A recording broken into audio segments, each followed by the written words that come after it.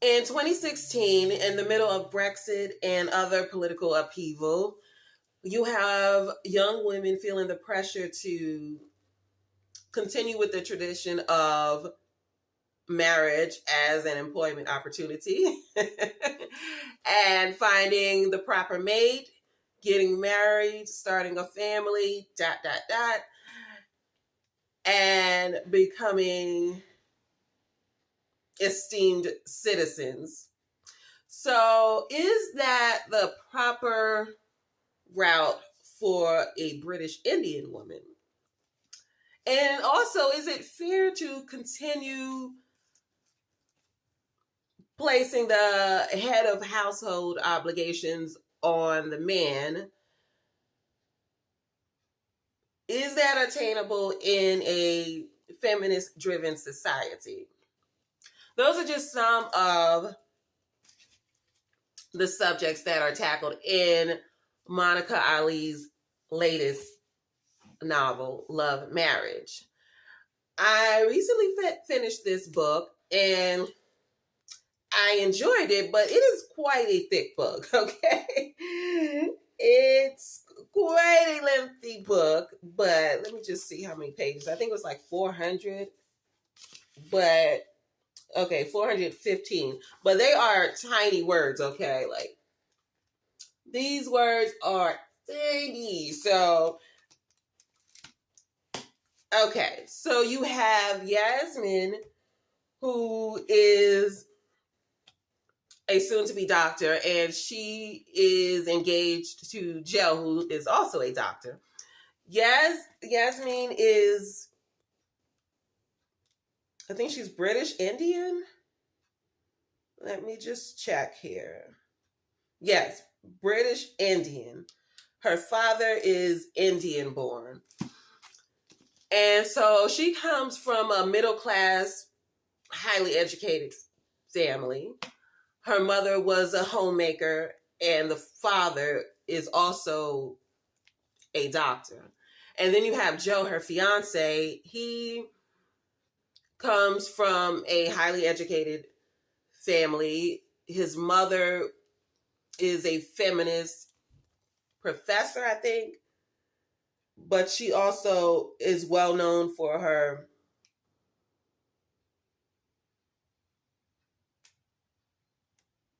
I think it says she was a professor. I'm not seeing it here, but she's also known for the being part of the feminist movement in her younger years, Joe's mother. And so Joe also comes from an affluent background. So you have two families from two different classes come together because of this engagement. And they are meeting each other, the families, for the first time. Now, Yasmin, she's really in love and excited about marriage, but you can tell that marriage is treated like a business proposal for this family. And the Yasmin's mother, I forgot what she did. Let me just see if I wrote it down. But oh, that's right. In the story, it was talking about how much Yasmin's mother, she researched just things to talk about with Joe's family, and she just wanted to be respectful. She wanted to give a good impression, make a good impression with Joe's family, because she wanted to make sure she didn't, ruin things for her daughter. So this marriage really meant a lot to Yasmin's family, and it just even on the page, you can read the pressure that it put on Yasmin. I can't remember if they were pronouncing it Yasmin or Yasmin, and I keep going back and forth, but I think they were saying Yasmin. So I'm going to go with Yasmin. Okay, so She is excited about marrying a white doctor. He comes from money, and on paper, he is what any parent would want for their daughter. That is Joe. And then Joe, he's basically dealing with rich people problems. I can't remember right now what the situation was with his father. I don't know if that was discussed or not, but he definitely has I would say, a contentious relationship with his mother. She definitely is domineering and overseeing the direction that her son goes in. She definitely is playing a role, I'll say. And so he is in therapy for something. I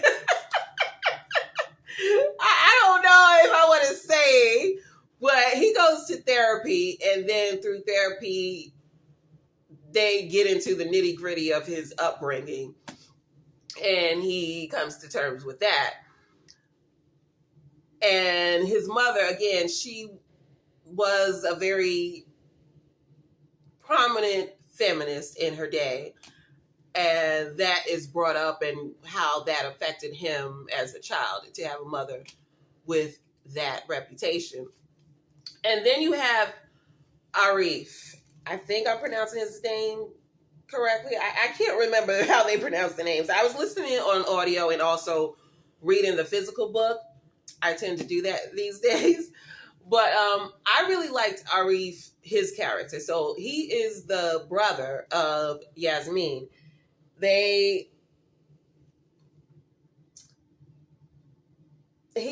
is the only son of what is their last name? I think Gamiris or Garami. I'm sorry. Okay, Garami.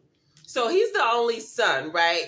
And there's quite a lot of pressure that comes with being the son of a British Indian family. And so there's this pressure to succeed and carry on the name with prestige, And so he's kind of confused about where he wants to go, what direction he wants to take. So I think he got a sociology degree, but that didn't impress his father.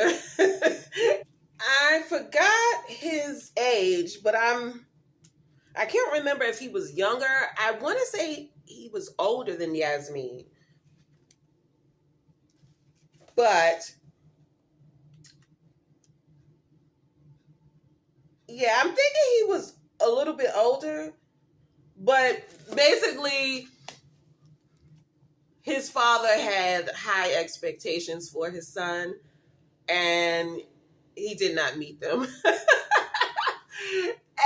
And so the story explores that father-son relationship and the mother trying to protect her son from her husband's wrath, and maybe coddling him just a little too much.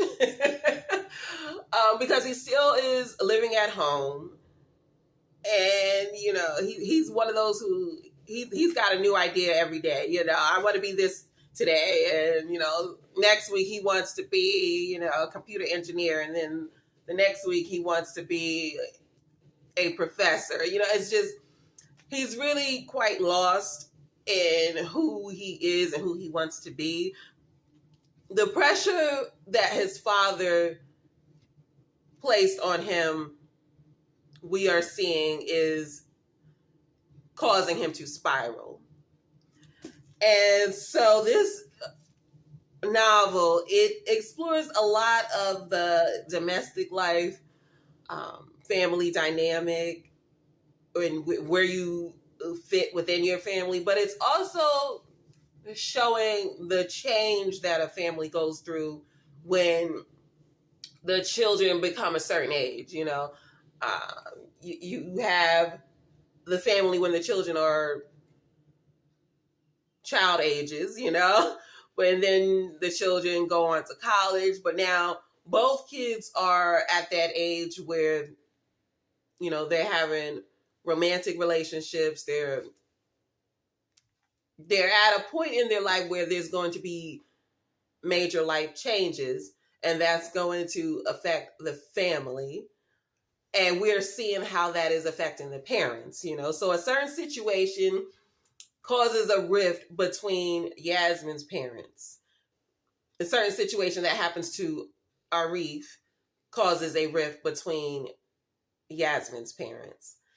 And we see how that plays out. I will say the chapters in this book are very short, but so it is in third person, and they talk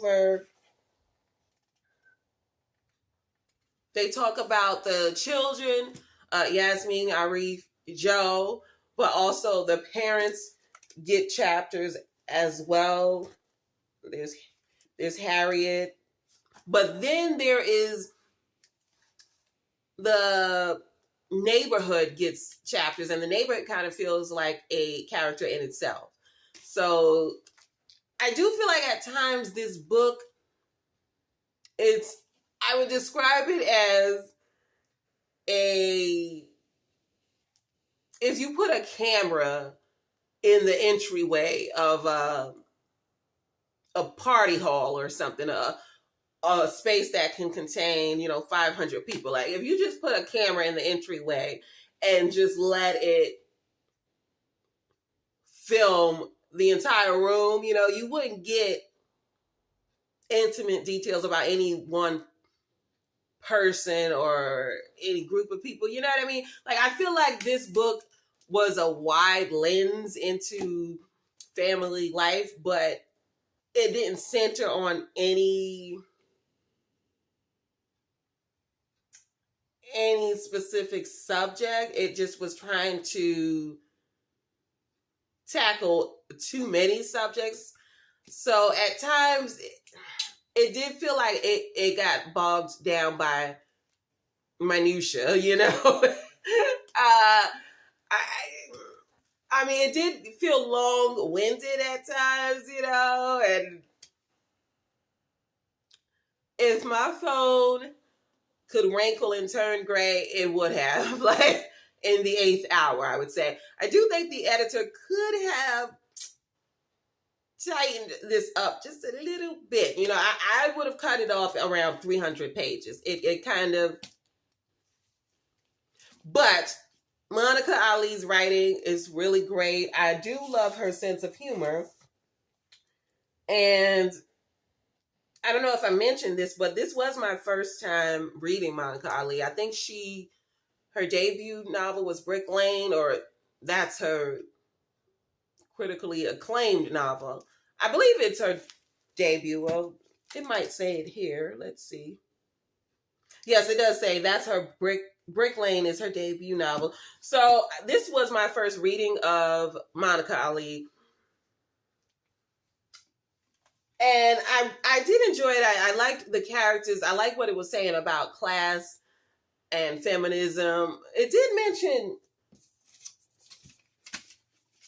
let me just, Indian erotica.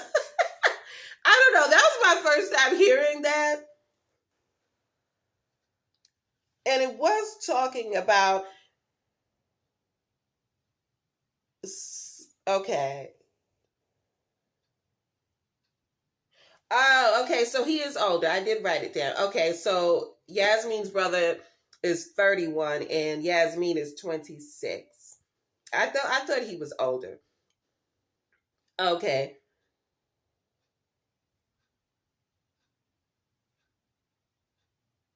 All right. Okay. So yeah, they were also, Monica Ali was talking about sex and female sexuality, but also from talking about it and how it relates to the men as well. So she brought up Indian erotica a couple of times.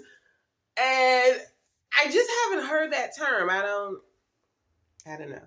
But I wish she would have went into that more, because that would have been more unique than some of the commentary in this book. You know, there is talk of Islamophobia and a female doctor not being taken seriously. There is those discussions, but some of it felt repetitive or like you heard it before. So I just wish she would have delved into that more. There also, I will say, the medical information, because Yasmin's family, you have the father who is a doctor, and then Yasmin, they do sit at the table and talk like people who are in the medical field. So I think Monica Ali did a great job with that. And then this book is supposed to be turned into a TV drama. So I forgot whether it said who was picking it up, but Monica Ali is, it sounds like, writing the adaptation for TV, which is fitting, because I think this would work better as a TV drama rather than a book, because she did try to conquer so many different subjects. And for a book, it just felt at times long-winded. So I think this would work better as a TV drama. And it kind of felt like Grey's Anatomy to me, although I never watched that. But I would I would say it might be akin to Grey's Anatomy, but a little more on a collegiate level, maybe. Because it does get bogged down with the medical jargon. The characters are interesting enough that I see why they wanted to make this a medical drama. I think it said the BBC. According to Variety, that's what my notes are saying. So, yeah, I guess it's going to be it was picked up by the BBC. According to Variety.com, that's where I read that at. But anyway, if you're looking for a good book and you want to clear your schedule, I would recommend Love and Marriage. It is quite interesting. And if you like family drama and domestic life, also with the medical field playing a role in the plot as well, I would recommend this for you. Like I said, Monica Ali, her sense of humor shows in her writing, and I really enjoyed that. But I would recommend the audiobook. Although the chapters are really short, so if you like that, it might not feel so much like it's taking forever to end. But, you know, at times I was just like, okay, where are we at in this book? But again, overall, I enjoyed reading this book. I think it's a good read. I liked what it had to say about family, about class, and about feminism, as well as sexuality. So, yeah, those are my thoughts on Love and Marriage. You should check it out if you like what I had to say. If I somewhat sold this to you. Or you can just look for the TV drama when it comes out. Anyway, I'm going to wrap this up. If you liked this video, please give it a thumbs up and subscribe. Leave a comment if you read this book. Let me know what you think of it. If you're considering reading this book. If you read any of Monica Ali's writing, let me know what you think of it. Because I did see in the reviews that people were talking about her writing, but they were saying that they found this book to be not up to par with Brick Lane. So I don't know. Some people I think like Brick Lane and were underwhelmed by this book. So let me know your thoughts if you read both novels. And yeah, thank you for listening. Thank you for watching. And I will catch you in the next one. Bye.